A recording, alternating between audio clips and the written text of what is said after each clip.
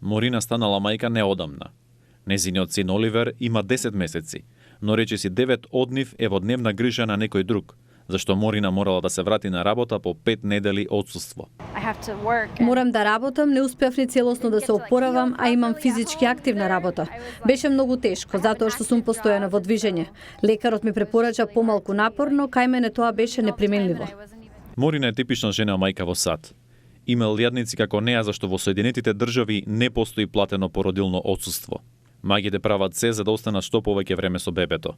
Земаат неплатени денови колку што можат, но тоа не само што им го оштетува семејниот буџет, туку им ги намалува и можностите за напредок. Морина тоа вака го толкува. Оваа земја е многу фокусирана на жените, но во насока да бидат третирани како мажите, да немаат деца.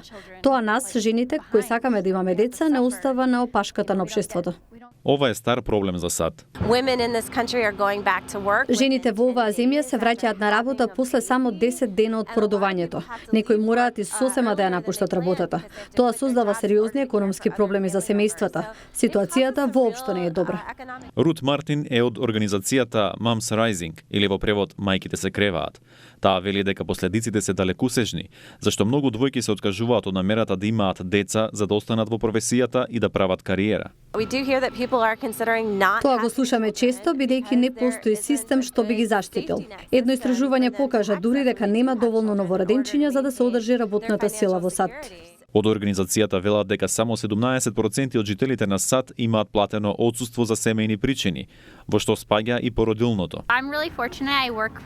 Мојата компанија ми овозможи 12 недели платено породилно отсуство, но имам пријателки кои не се толку стрикни. Мораа да се вратат на работа 6 недели по породувањето, а и тие недели не им беа целосно платени.